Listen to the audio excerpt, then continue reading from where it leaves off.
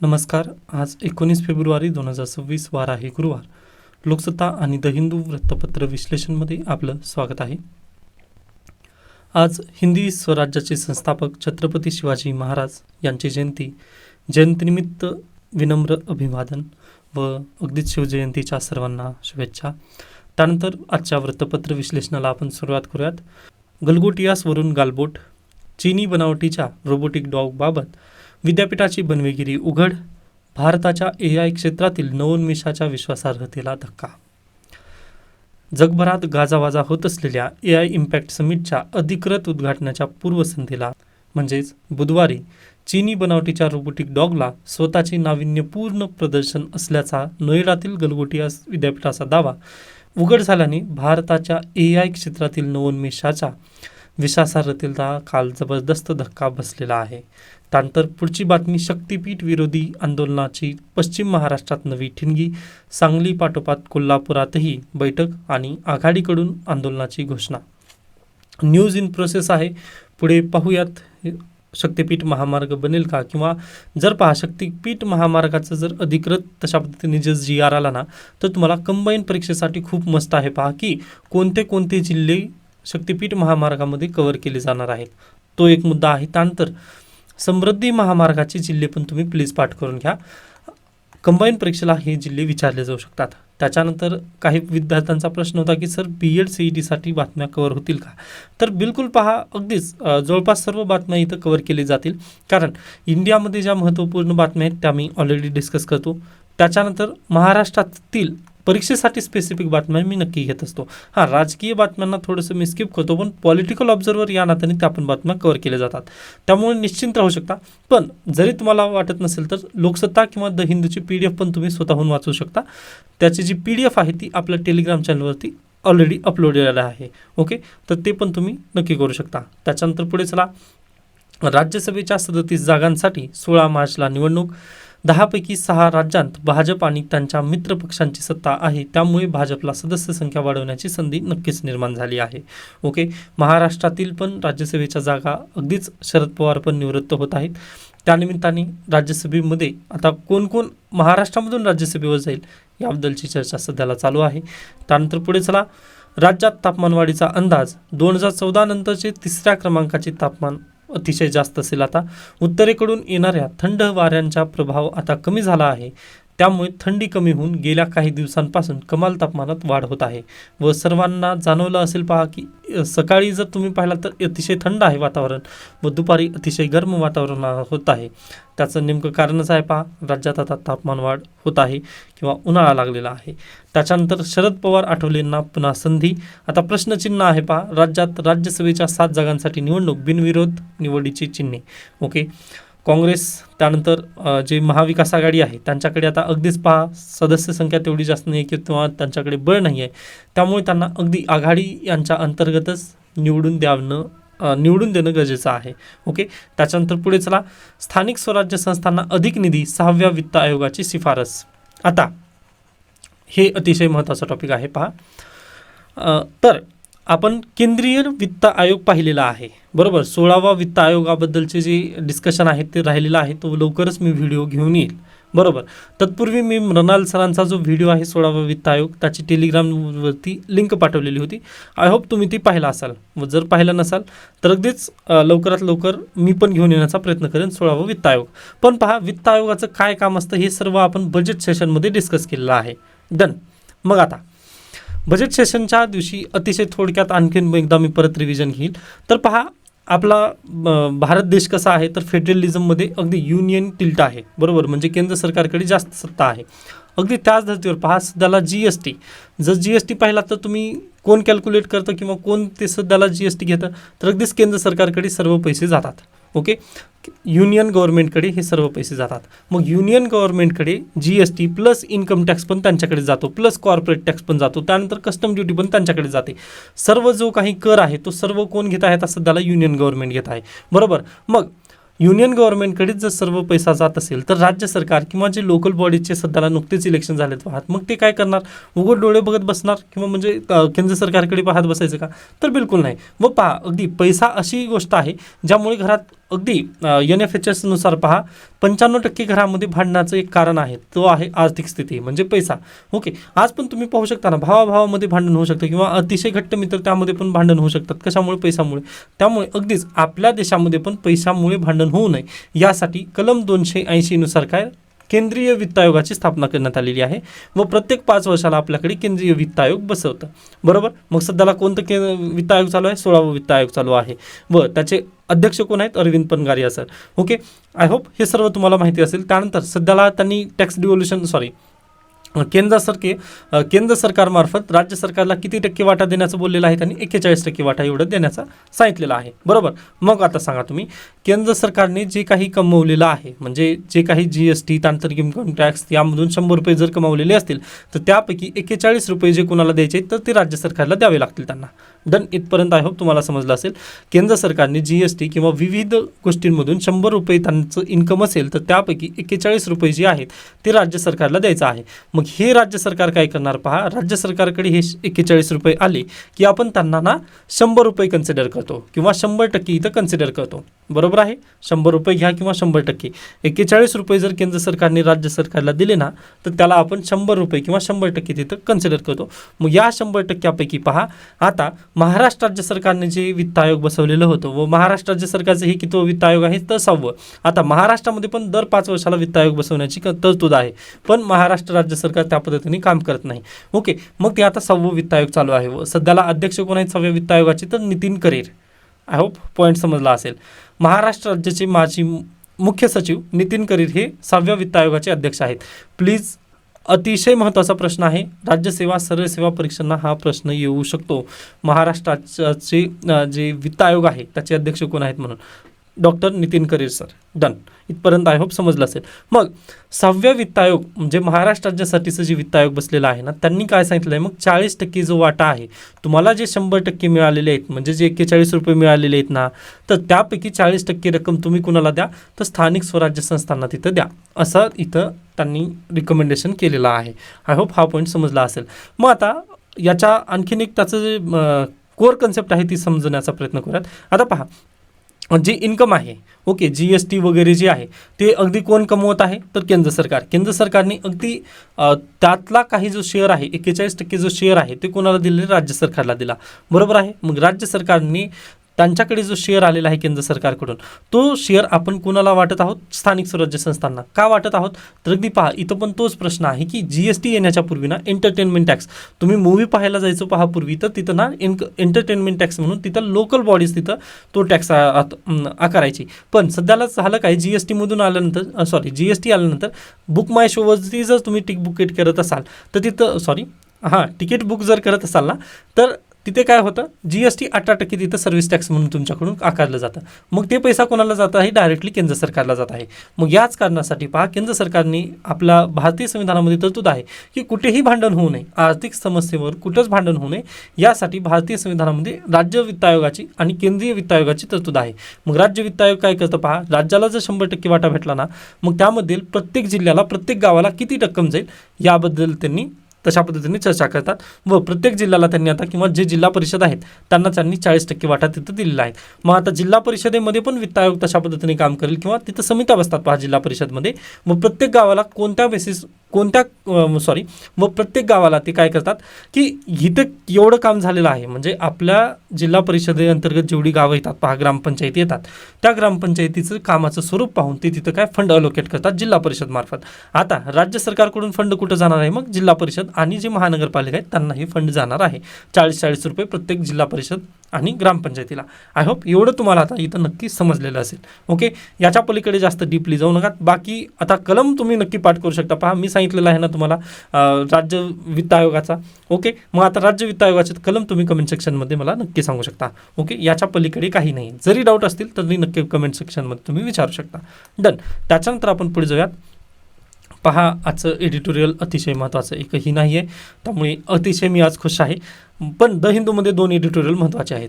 त्यानंतर भारत अमेरिका व्यापार करार शेतकरी विरोधी आहे का, तर यस, शेतकरी विरोधी आहेच. व यामध्ये पहा तुम्ही, आपण बेकरी प्रोडक्टवरती ना 0% टॅक्स लावणार आहोत, बेकरी उत्पादने. मग आपल्या देशामध्ये बेकरीसाठीचं तुम्ही फक्त बेकरी उत्पादन किंवा दूध उत्पादन जी कंपनी आहेत त्यापैकी फक्त तुम्ही एकच कंपनीला पुढे घेऊन गेलेला आहात, अमूल उत्पादन कंपनी, बरोबर. बाकीच्या ज्या कंपनी आहेत ना ते स्वतःलाच म्हणजे तसं काउंटर हे करत आहेत.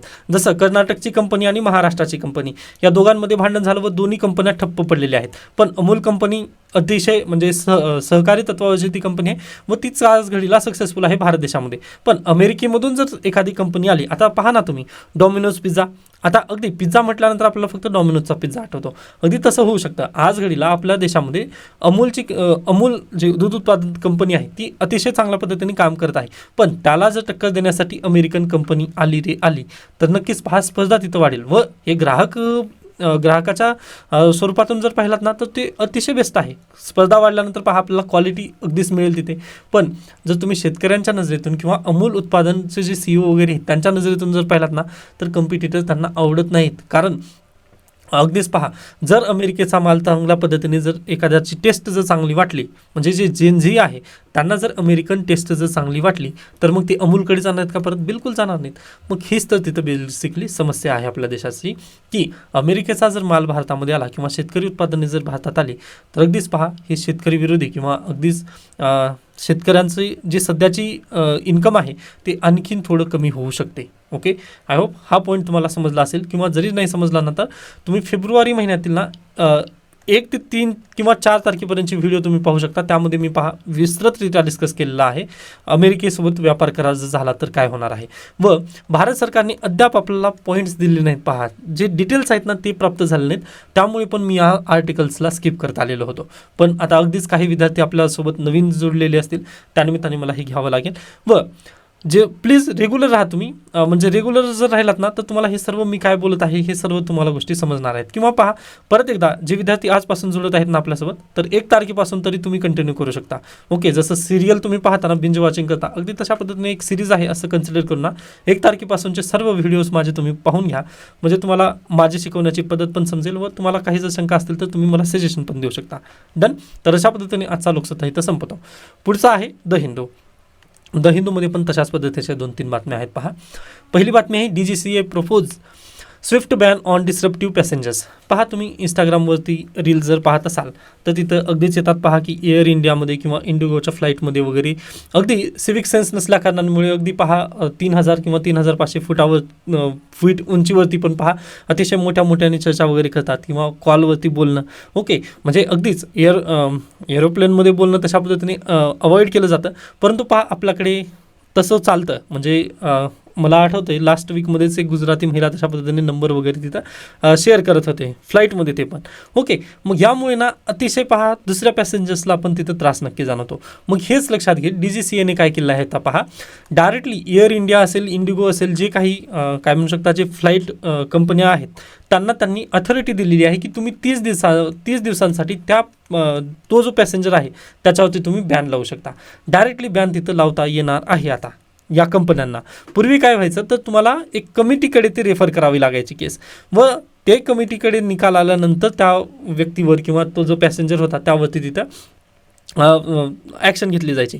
पण आता तसं होणार आहे का, तर डायरेक्टली जे स्टाफ आहे त्यांनी जर कंप्लेंट केली ना तर अतिशय काही क्षणातच त्याचं बॅन वगैरे तिथं केलं जाऊ शकतं व हे अतिशय चांगली न्यूज आहे. पहा जर तुम्ही डायरेक्टली त्याच अथॉरिटीकडे जर पॉवर दिली ना ॲक्शन घेण्यासाठी तर ते नक्कीच चांगल्या पद्धतीने केलं जाऊ शकेल. ओके, तर पाहूयात पुढे कशा पद्धतीने याला चेंज केलं जाऊ शकेल की नाही, किंवा अगदी सिविक सेन्स किमान असणं तरी गरजेचं आहे. पहा म्हणजे ती काही ट्रेन नाही आहे, प्लेन म्हटल्यानंतर थोडंसं ट्रेन नाही आहे. अगदी ट्रेनमध्ये ज्या पद्धतीने अतिशय म्हणजे शांतता तर बिलकुलच नसते ट्रेनमध्ये, पण प्लेन म्हटल्यानंतर किंवा फ्लाईट म्हटल्यानंतर तिथे शांतता हवी की आय होप आपण तसं हे करू शकतो, एक्सपेक्ट नक्की करू शकतो. पुढची बातमी आहे supreme court ask government to consider plea to treat racial slur as a hate crime. पहा सुप्रीम कोर्ट सध्याला प्रत्येक नवीन जी इश्यू आहेत त्यांना उचलून धरत आहे. ही चांगली गोष्ट आहे. पहा तर CGIनी बेंचमध्ये डिस्कस करत असताना त्यांनी ऑब्झर्वेशन्स दिलेले आहेत पहा केंद्र सरकारला की सध्याला तुम्ही पाहिलं असाल की अतिशय म्हणजे सोशल मीडिया असू द्यात किंवा अन्य ठिकाणी हेट क्राईम किंवा हेट स्पीचेस तिथं दिले जात आहेत. किंवा पहा मॉब लिंचिंग पण तिथं होत आहे. आता अगदीच एखादा व्यक्ती जात आहे तर तो अगदी एका विशिष्ट धर्माचा किंवा एका विशिष्ट रेसचा तो व्यक्ती आहे या नात्याने त्याला जमाव करून तिथं मारलं जातं. परंतु ज्यावेळेस तो मृत होतो व पोलीस चौकशी वगैरे केली जाते तर तो त्या धर्माचाच नव्हता किंवा तो त्या रेसचाच नव्हता असं आपल्याला समजतं. मग पहा एकदा वेळ निघून गेल्यानंतर आपण तिथं काही करू शकत नाही. मग अगदी तसंच आहे, मॉब लिंचिंग वगैरे तिथं होत आहेत. मग यासाठी CGI काय म्हणत आहेत पहा की नाही, हे चुकीचं होत आहे की तुम्ही फक्त एखाद्याचं तो तसा दिसतो यावरून तुम्ही डायरेक्टली त्यावरती ॲक्शन घेऊ शकत नाही. व सर्वात महत्त्वाचं काय तर तुम्ही कायदा हातात का घेत आहात. जर तुम्हाला त्यामध्ये काही प्रॉब्लेम वगैरे दिसत असेल तर तुम्ही पोलीस चौकशी किंवा कायदा स्वरूपातून जा ना, तुम्ही स्वतःहून हातात कायदा घेऊ नका असं CGI म्हणत आहेत. मग यासाठी त्यांनी काय म्हटलं आहे पहा की याला हेट क्राईम या श्रेणीमध्ये टाका. व लवकरच आता पाहूयात सुप्रीम कोर्टाचे जे निर्देश आहेत किंवा जे ऑब्झर्वेशन आहेत, जर केंद्र सरकारने तशा पद्धतीने कायदा जर बनवला तर ठीक आहे, अन्यथा काही म्हणता येणार नाही. जसं की पहा याच्या पूर्वी ना इंडियन पिनल कोडमध्ये मॉब लिंचिंगबद्दल आपल्याकडे काहीच कायदे नव्हते. पण भारत न्यायसंहिता आली भारतीय न्यायसंहिता ज्यावेळेस 2023मध्ये आली ना, त्यामध्ये मॉब लिंचिंगबद्दल आपण कायदे केलेले आहेत. ओके, मग अगदी तशाच पद्धतीने आता सध्याला तरी आपल्याकडे याबद्दलची कायदे नाही आहेत, पण लवकरच हेट क्राईम तिथं त्याला जर गणलं तर नक्कीच तिथे पण शिक्षा केली जाऊ शकते. ओके, त्यामुळे पहा कधीही जर तुम्ही पण सर्व्हिसमध्ये गेल्यानंतर ना तुम्ही रूल ऑफ लॉचं पालन तिथं करायचं आहे. रूल ऑफ लॉ, आता रूल ऑफ लॉ म्हणजे काय याचं जे लेक्चर आहे ते आपण रिव्हिजन सिरीजमध्ये मी पॉलिटीमध्ये शिकवत आहे. तर प्लीज सर्वांनी ती पण सिरीज माझी पाहू शकता. UPSC प्रिलिम्सच्या नजरेतून मी पॉलिटीची रिव्हिजन सिरीज घेऊन आलेला आहे व थोडं थोडं करून मी त्याला कंप्लीट करण्याचा प्रयत्न करेन. पहा आता काल अगदीच पहा 2 अतिशय छोटे टॉपिक मी डिस्कस केले आहेत. मला आज लेक्चरमध्ये ना मी पूर्ण जी कायदे आहेत आपले 1726 पासूनचे ते 1950 पर्यंतचे ते सर्व मला कायदे डिस्कस करायचे आहेत. 1948चा इंडियन इंडिपेंडन्स ॲक्ट, 1950 तर भारतीय संविधान आहे, त्याला आपण थोडं डिस्कस करता यावं लागतं. तर अगदीच पहा ते कायदे डिस्कस करायचे, शक्य झालं ना तर ती माझी रिव्हिजन सिरीज पॉलिटीची तुम्ही नक्की पाहू शकता व त्याबद्दलची पण सजेशन मला नक्कीच आवडतील. ओके, त्यानंतर पुढे चला. Constitution must be more federal, Tamil Nadu CM. अद्याप त्यांनी रिपोर्ट पब्लिश केली नाही फेडरलिझमबद्दलची. मी ती रिपोर्ट आल्यानंतर नक्कीच त्याला रीड करणार आहे. ओके, त्यामुळे निश्चिंत राहा. पुढची बातमी, NVIDIA आणि OpenAI announce partnership with Indian firms education institutes. पहा NVIDIA आणि OpenAI अमेरिकन कंपनीज आहेत, यांच्यामार्फत ChatGPT वगैरे तयार केलं गेलं आहे. पहा मग हे जे कंपनीज आहेत ना, आता भारतीय जे मोठे मोठे इन्स्टिट्यूशन्स आहेत, त्यानंतर जे फर्म्स आहेत, कंपनीज आहेत, त्यांच्यासोबत आता पार्टनरशिप करत आहोत आपण. जेणेकरून काय होईल पहा, आगामी काळामध्ये आपला रिसर्च करण्यामध्ये इथं सोपं जाईल. कारण आपल्याकडे R&Dला जर आपलं जर बजेट पाहिलं तर थोडंसं कमी आहे व लास्ट इयरला आपण 2000 करोड रुपयाची तरतूद केली होती, परंतु त्यापैकी फक्त 800 कोटी रुपये तिथं खर्च झाले पहा लास्ट इयरला. मग आपलं R&Dवरची रिसर्चवरची जेवढी पैसे खर्च करणं गरजेचे होते पहा, तेवढं खर्च झालेलं नाहीत. ही काळाची गरज आहे. मग आता R&D तिथं करायचं तर आहेच, यासोबतच आपला AI मध्ये आपल्याला पुढे घेऊन जायचं आहे. मग आपण कोणाचा तरी हात पकडणं आता काळाची गरज बनली. मग आपण आता अमेरिकेचा हात AI साठी पकडलेला आहे. ही चांगली न्यूज आहे पहा. म्हणजे अगदीच थोडंसं दुसऱ्यांची जर मदत घेऊन आपण पुढे गेलो तर नक्कीच बेनिफिशियल असेल आपल्यासाठी. डन. त्याच्यानंतर इंडियात Sarvam AI brings out large language model Vikram. Okay, आता पहा सर्वम AI हे कोणाचं आहे तर इंडियाचं आहे. हा प्लीज तुम्ही पॉईंट लक्षात ठेवा. त्याच्यानंतर हे जे सर्वम AI आहे ना, हे सुप्रीम कोर्ट याच्यापूर्वी म्हणजे 2020मध्ये पहा किंवा अगदीच पहा CGI DY चंद्रचूड ज्यावेळेस CGI होते NV रमन्ना यांच्यानंतर अगदी NV रमन्ना यांनी एक हे ठेवलं होतं पहा, व्हिजन ठेवलं होतं की आपलं जे जजमेंट आहेत ना ते ट्रान्सलेट करायचे आहेत. मग CGI DY चंद्रचूड यांनी त्याला पूर्ण केलं होतं ते व्हिजन, बरोबर. मग आता सुप्रीम कोर्टच्या वेबसाईटवर जर तुम्ही गेलात ना तर तुम्हाला मराठीमध्ये पण जजमेंट तिथं पाहायला मिळत आहेत, बरोबर. मग ते काम कोणी केलेलं आहे तर सर्वम AI या एजन्सीनं केलेलं आहे भारताच्या. ओके, हा पॉईंट तुम्ही लक्षात ठेवा. मग त्यांनी आता विक्रम मॉडेल त्यांनी लॉन्च केले आहेत. ओके, परीक्षेला प्रश्न डायरेक्टली येऊ शकतं की सर्वम AI कोणाचा आहे तर भारतीय आहे. हा पॉईंट जरी लक्षात ठेवला तर मोर दॅन सफिशियंट आहे. BEd CETला वगैरे असे प्रश्न येऊ शकतात पहा. ओके, तर हा पॉईंट तुम्ही लक्षात ठेवा. त्याच्यानंतर पुढे चला. आता डायरेक्टली आपण ना आर्टिकल्स डिस्कस करणार आहोत एडिटोरियलमधील. बाकी हे जे 2 आर्टिकल आहेत हे तुम्ही वाचून घ्यायचे, छोटे छोटे आहेत. बाकी हे 2 मी आर्टिकल डिस्कस करणार आहे. तर पहिला आहे पहा कॉपीराईटबद्दल. ओके, AI आणि कॉपीराईट ॲक्ट याबद्दल. तर पहा भारत देशामध्ये कॉपीराईट ॲक्ट कधी आला किंवा सगळ्यात पहिल्यांदा कॉपीराईट ॲक्ट कोणी तयार केला होता तर ब्रिटिशांनी तयार केला होता इसवी सन 1710मध्ये. पॉईंट लक्षात ठेवा. कॉपीराईट ॲक्ट कुठं आहे सर्वात पहिला, तर ब्रिटिशांचा आहे. मग त्याच्यानंतर भारत देशामध्ये कॉपीराईट ॲक्ट कधी आला, तर 1847मध्ये भारत देशामध्ये कॉपीराईट ॲक्ट लागू झाला. व स्वतंत्र भारताचा पहिला कॉपीराईट ॲक्ट आला 1957चा. हा पॉईंट इथं लक्षात, तुम्ही 3 पॉईंट लक्षात ठेवायचे आहेत. भारतात पहिल्यांदा कॉपीराईट ॲक्ट आला 1710, त्यानंतर 1710मध्ये जगात सगळ्यात पहिल्यांदा कॉपीराईट ॲक्ट आला होता.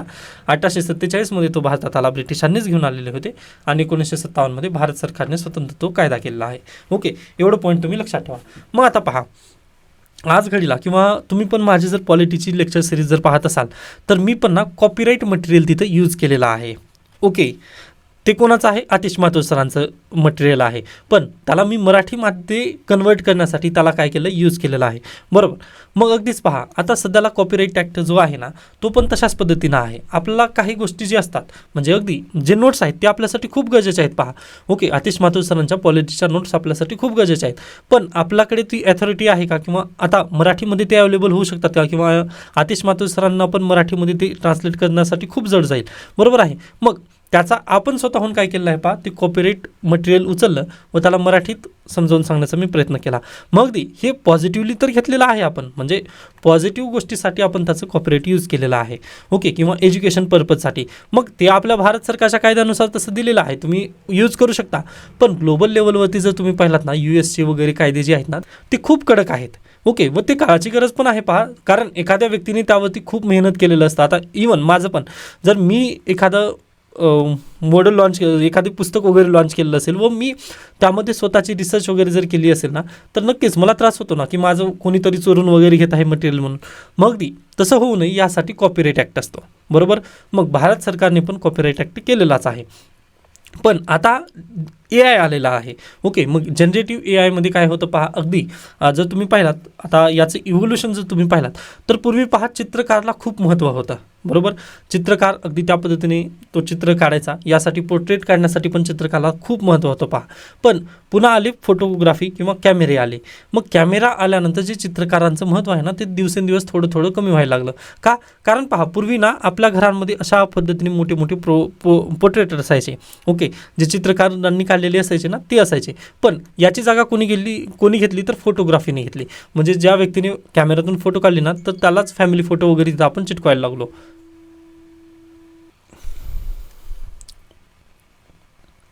मग त्यानंतर आता आलेला आहे पहा जनरेटिव्ह AI. मग जनरेटिव्ह AI कॅमेऱ्यांची वगैरे जागा घेईल का, आता सध्याला तरी आपला म्हणजे हे दिसत नाही किंवा सांगता येत नाही आहे पहा. पण कदाचित काळामध्ये ही बदलून पण जाऊ शकेल. कारण आज तुम्ही पाहू शकता ना, जेमिनी AIला जर तुम्ही प्रॉम्प्ट दिलात ना, की मला अशा पद्धतीच्या ड्रेसमध्ये वगैरे किंवा या आउटफिटमध्ये मला माझी फोटो हवी आहे, तर ते लगेच करून देत आहे आपल्याला. बरोबर. मग इथं कॅमेऱ्याची आवश्यकता आहे का, तर बिलकुल नाही. मग यासाठीच पहा, आर्टिफिशियल इंटेलिजन्स आल्यानंतर, जनरेटिव्ह AI आल्यानंतर हे जे कॉपीराईट कायदे आहेत ह्याला पण आपल्याला बदलणं काळाची गरज आहे. किंवा आता बुक रिडिंगमध्ये पण पहा, आता आपल्यापैकी बहुतांश जणांनी किंडलची सेवा अनुभवली असेल. बरोबर. मग याच्या पूर्वी ना एक त्यामध्ये हे असायचं पहा, पॉईंट असायचं, रीड अलाउड हे ऑप्शन असायचं. मग रीड अलाउड हे जे ऑप्शन आहे ना, ते व्हिज्युअली इम्पेअर्ड लोकांसाठी खूप गरजेचं होतं. ओके, किंवा आपण पण ज्यावेळेस ट्रॅव्हलिंगमध्ये असू ना, रीड अलाउड न आपण काय करायचं पहा, अगदी ते जे पुस्तक आहे ते ऐकत वगैरे जाऊ शकत होतो. पण अमेरिकेने त्यावरती दावा काय केला, नाही, रीड अलाउड या सर्व्हिसमुळे काय होत आहे, तर आमचं कॉपीराईट व्हायोलेट तिथं होत आहे. आता कॉपीराईट व्हायोलेशन कसं होत आहे, तर पहा, अगदी डबल तिथं व्हायोलेशन होतं. कारण त्या व्यक्तीने पुस्तक तर घेतलेलं आहे, पण तो वाचण्यासाठी पुस्तक घेतलेलं होतं. पण इथं काय होतं, तो ऐकण्यासाठी त्याचा वापर करत आहे. यामुळे अमेझॉनचीच दुसरी सर्व्हिस आहे पहा, ऑडिबल. मग याला काय होत आहे, एकाच सर्व्हिसमध्ये 2 तिथं गोष्टींवरती तिथं मारा केला जात होता. मग यासाठीच पहा, अमेरिकेने रीड अलाउड ही सर्व्हिस किंडलमधून काढून टाकायला लावली. मग अगदी तशाच पद्धतीने आहे पहा. जर जनरेटिव्ह AI आलेला असेल, तर अगदी काळानुसार आपले जे कायदे आहेत ते पण बदलणं गरजेचे आहेत. पण भारत देशावर नाराज आहे अमेरिका. का? तर आपल्या देशामध्ये जे कॉपीराईट कायदे आहेत ना, ते खूप जुने आहेत व आपलं त्याचं इम्प्लिमेंटेशन योग्य पद्धतीने केलं जात नाही. पहा, का केलं जात नाही, कारण आपली आता इवन आपल्या जे टेलिग्राम चॅनलवरती मी ई-पेपर अपलोड करत आहे पहा, ते पण कॉपीराईट मटेरियलच आहे. द हिंदू मला डेली म्हणतं की तुम्ही तुमचं पेपर वगैरे शेअर करायचं नाही, पण ते शेअर करतो आपण. कारण आपल्या देशाची इकॉनॉमी वगैरे पाहिलं किंवा आपलं रुरल सेक्टर जर पाहिलं ना, तर ते करावंच लागतं आपल्याला. ओके, मग आता अगदीच ते कायद्यानुसार तर योग्य नाही आहे, परंतु अतिशय मॉरली जर पाहिलात ना, तर ते योग्य पण ठरतं. म्हणजे कॉन्स्टिट्युशनल मोरॅलिटीला आपण धक्का देत आहोत, सॉरी फॉर दॅट. पण रियालिटीमध्ये जर पाहिला तर ते आपल्याकडून पण थोडं काय होणार, क्राईम नक्की घडत आहे. म्हणजे मी शेअर करणारा सुद्धा क्रिमिनल आहे व तुम्ही वाचणारे सुद्धा क्रिमिनल आहात त्या पद्धतीने जर पाहिला तर. मग अमेरिका हे थोडंसं थांबवा म्हणून आपल्या भारत देशावरती सदैव प्रेशराईज ते करत असतं. त्यामुळे पहा आपल्या भारत देशाचे आणि अमेरिकेचे WTOमध्ये भांडण पण आहेत याच गोष्टीवरून. ओके, आय होप हा पॉईंट तुम्हाला असं समजला असेल की आर्टिफिशियल इंटेलिजन्स आल्यानंतर आपला कायदे बदलणं गरजेचं आहे. ओके, तर त्याचं क्रक्स जे आहे ना हेच आहे. डन. आय होप हा आर्टिकल तुम्हाला आता समजला आहे. त्याच्यानंतर आहे AI for people applying technology for social good. Mansukh Mandaviya आणि गिल्बर्ट हुंगलो या दोघांनी हा आर्टिकल लिहिलेला आहे. तर पहा आता या आर्टिकलमध्ये काय म्हणत आहे की 20 फेब्रुवारीला world day of social justice observe केला जाणार आहे. प्लीज लक्षात घ्या, उद्या आहे world day of social justice. CET असू द्यात किंवा अन्य एक्झामसाठी पण हा प्रश्न येऊ शकतो की world day of social justice कधी ऑब्झर्व होतो, तर 20 फेब्रुवारी. हा पॉईंट तुम्ही तुमच्या नोटमध्ये लिहून ठेवा. त्याच्यानंतर आता वापस या. पहा आता गिल्बर्ट हे सध्याला काय आहेत, डायरेक्टर आहेत ILOचे, किंवा मनसुख मांडविया लेबर मिनिस्टर आहेत भारत देशाचे, बरोबर. मग यांनी हा आर्टिकल का लिहिलेला आहे, आर्टिफिशियल इंटेलिजन्सचा वापर आपण कसा करायचा किंवा लेबर इंडस्ट्रीमध्ये याचा वापर आपण कसं करू शकतो याबद्दलचा तो बेसिकली आर्टिकल आहे. ओके, एकच मिनिट, यामध्ये काही पॉईंट्स दिले ते थोडेसे नावं तुम्हाला सांगण्याचा प्रयत्न करेन. हां, तर पहा इंडियाने ना ई-श्रम पोर्टल ओपन केलं होतं. आता ई-श्रम पोर्टल काय आहे तर तुम्हाला माहिती असेल 2020मध्ये कोविड लॉकडाऊन आलं. कोविड लॉकडाऊन आल्यानंतर आपलं जे स्थलांतरित मजूर होते पहा, ते अगदी आता महाराष्ट्रातील जे मजूर होते जे की स्थलांतरित झालेले होते बिहारमधून, ते वापस त्यांच्या गावी गेले. मग वापस गावी गेल्यानंतर पहा त्यांच्या हाताला काम देणं गरजेचं होतं, अन्यथा देशाची इकॉनॉमी तिथं ठप्प झालेली होती. मग यासाठी केंद्र सरकारने ई-श्रम पोर्टल उघडलेलं होतं. मग त्यामध्ये जे मजदूर आहेत त्यांची तिथं नोंदणी बंधनकारक केली त्यांनी. व आता अगदीच पवन निलेवाड, माझ्याजवळ स्किल काय आहे तर मी टीचिंग करू शकतो. मग अशा पद्धतीने त्या ई-श्रम पोर्टलवरती मी नोंदणी केली. मग ती पहा आपले जवळपास India's e Shram platform which enable over 315 million informal workers to register for social protection scheme. Okay, जवळपास 315 मिलियन वर्करनी त्यावरती पहा तिथं रजिस्टर केलं व त्यांना अगदीच पहा 64.3% सक्सेस रेटनी त्यांना तिथं नोकरी त्यांच्या प्राप्त करण्यासाठी तिथं मदत केली गेली ई-श्रम पोर्टलनुसार. यासाठी पहा हे अतिशय सक्सेसफुल मॉडेल आहे आपल्या देशामधलं. ओके, तर प्लीज हे यावेळी तुम्ही स्क्रीनशॉट तुम्ही काढून ठेवू शकता. ओके, मी थोडंसं याला परत एकदा क्लीन करेन. तुम्ही स्क्रीनशॉट एवढी नक्की ठेवा तुमच्याजवळ. ओके, ज्यावेळेस परीक्षेला प्रश्न येईल ना, म्हणजे लेबरबद्दल किंवा आर्टिफिशियल इंटेलिजन्स आणि जॉब लॉस याबद्दल जर प्रश्न जर आला ना, तुम्ही ही आकडेवारी देऊ शकता. तर पहा 64% जे मजूर होते त्यांना आपण त्यांच्या मदतीचं किंवा त्यांच्या मर्जीचं आपण काय तिथं रोजगार मिळवून दिलं. त्यानंतर जरी त्यांना रोजगार नाही मिळाला तर विविध स्कीममध्ये त्यांना आपण एनरोल करून दिलं. जसं MG नरेगा होती, आता जी काय झालेली VBG रामजी ही स्कीम झालेली आहे, बरोबर. जेणेकरून पहा त्यांच्या हाताला तिथं काम आलं किंवा त्यांना अगदीच आपण त्यांच्या हाती पैसा तरी मिळवून दिला, बरोबर आहे. मग अगदी तशाच पद्धतीने पहा भारत देशाने अगदी असे किंवा आता ही ई-श्रम पोर्टल आपण का चांगल्या पद्धतीने राबवू शकलो, कारण त्याचा वापर तिथं पहा AIचा आपण तिथं वापर केला. आता वापर तिथं कसा केला गेला तर मी काय म्हटलं तुम्हाला, जे स्थलांतरित मजूर आहेत ते गावी गेल्यानंतर आपण काय केलं, ई-श्रम पोर्टलवरती त्यांना रजिस्टर बंधनकारक करायला लावलं. व मी ते उदाहरण दिलं पहा, पवन निलेवाड काय टीचर आहे, तो हा टीचिंग करू शकतो असं मी तिथं लिहिलं. मग ज्यावेळेस एखाद्या युनिव्हर्सिटीमध्ये वॅकन्सीज वगैरे निर्माण होईल ना, त्यावेळेस ते डायरेक्टली कुठं ई-श्रम पोर्टलवरून पवन निलेवाडला कॉन्टॅक्ट करतील की बाबा इथे एक वॅकन्सी आहे, येशील का तू आमच्याकडे कामाला. अगदी त्या पद्धतीने तिथे काय केलं पहा, ई-श्रम पोर्टलनुसार आपण जे ग्रामीण भागातील रोजगार आहेत त्यांना मिळवून देण्यासाठी तिथं खूप मदत झालेली आहे. त्याच्यानंतर अगदीच पहा महाराष्ट्रामध्ये पण लाडका भाऊ योजना आलेली होती. मग त्यानंतर अगदीच आपण स्किल डेव्हलपमेंटच्या अंतर्गत एक पोर्टल तयार केलं होतं व तिथून पण अशाच पद्धतीने पहा जिल्ह्यामध्ये किती वॅकन्सी आहेत व कुठे ती वॅकन्सी आहे आपण ते शो केलं होतं व तुम्हाला डायरेक्टली तिथं अप्लायचा ऑप्शन येत होतं. ओके, व जर तुम्ही अप्लाय केलात ना तर अगदी तुम्हाला तिथं नोकरी म्हणजे काही दिवसांसाठी का हो ना पहा, आय थिंक किती 11 महिन्याचा करार झालेला होता, बरोबर. व 10,000 रुपये तशा पद्धतीने मानधन पण तिथं देण्यात येत होतं. मग ती तसा करार करत वगैरे आपण हाताला काम मिळवून देण्याचा प्रयत्न केला होता. ओके, मग हे सक्सेसफुल मॉडेल आपल्या देशामध्ये राबवलं व हे सोशल गुडसाठी आहे किंवा एक सोशल जस्टिस म्हणजे सामाजिक न्याय प्रस्थापित करण्यासाठी आपण हा प्रयत्न केला गेला होता. हेच इथं बेसिकली या आर्टिकलचं क्रक्स आहे. मग युनियन बजेट 2026-27 यामध्ये पण त्यांनी काय म्हटलं की एज्युकेशन, एम्प्लॉयमेंट आणि एंटरप्राइज म्हणजेच काय, आपल्याला पहिल्यांदा विद्यार्थ्यांना एज्युकेशन द्यायचं आहे, त्यानंतर एम्प्लॉयमेंट त्यांना जनरेट कसं करता येईल याबद्दल आपण त्यांना आर्टिफिशियल इंटेलिजन्सची मदत घेऊन त्यांना एम्प्लॉयमेंट तिथं देऊ शकतो. मग एम्प्लॉयमेंट एखाद्या विद्यार्थ्याला किंवा आता पहा, आपल्याला पण जर रोजगार तिथं जर हाती मिळाला ना, तर आपण एम्पॉवर होणार आहोत का? तर बिलकुल येस. म्हणजे आता तुम्ही सरकारी नोकरीची तयारी का करत आहात? तर तुम्हाला पण एम्पॉवर व्हायचं आहे, विकसित व्हायचं आहे. मग अगदीच पहा, जर तुम्ही शिक्षण घेतलात, शिक्षण घेतल्यानंतर तुम्हाला रोजगार प्राप्ती होईल, जे की रोजगार प्राप्ती कोणाच्या मदतीने? एआयच्या मदतीने होईल व हीच एआयच्या मदतीने तुम्ही एम्पॉवर पण होणार आहात. आय होप हे तुम्हाला 3 जे मॉडेल आहेत ते ऑलरेडी योग्यरित्या समजलेले असतील. ओके, आता अगदी आय थिंक कधी 16 फेब्रुवारीच्या न्यूजपेपरमध्ये हाच पॉईंट आलेला होता. सॉरी, 17 फेब्रुवारीच्या न्यूजपेपरमध्ये अनंत व्ही नागेश्वर यांनी काय म्हणत होती की पॉलिसीमध्ये चेंजेस करणं गरजेचं आहे. मग पॉलिसीमध्ये चेंजेस आता तुम्हाला लक्षात आले ना, पहिल्यांदा एज्युकेशन द्या, त्यानंतर रोजगार द्या, त्यानंतर एम्पॉवर करा. अशा पद्धतीने आता ही साखळी चालणार आहे व आपल्याला काय करायचं आहे, आर्टिफिशियल इंटेलिजन्सचा या पद्धतीने वापर करून घ्यायचा आहे. जर आपण अशा पद्धतीने वापर पॉझिटिव्हली जर करून घेतलात तर नक्कीच आपण जे भारतीय जनता आहे ती एम्पॉवर होईल. व अगदी पहा, छोटे छोटे मिळूनच मोठं हे भरतं किंवा अगदी बुंद बुंद ते सागर बनत आहे. अगदी त्या पद्धतीने जर तुम्ही पाहिलात तर प्रत्येक नागरिक जर तिथं एम्पॉवर झाला तर आपला देश एम्पॉवर होण्यापासून कोणीही रोखू शकणार नाही. तर हे या आर्टिकलचं क्रक्स होता. आय होप सर्व पॉईंट तुम्हाला समजले असतील. त्यानंतर ह्याची स्क्रीनशॉट तुम्ही प्लीज काढून घ्या. ई श्रम पोर्टलबद्दलचा आहे व ई श्रम पोर्टल सक्सेसफुल झालेलं आहे. ओके, आय होप आता आपण इथे थांबूयात. याबद्दल काही शंका, काही सजेशन्स असतील नक्की सांगू शकता. त्यानंतर पॉलिटी रिव्हिजन सिरीज पण माझे नक्की तुम्ही पाहू शकता. धन्यवाद.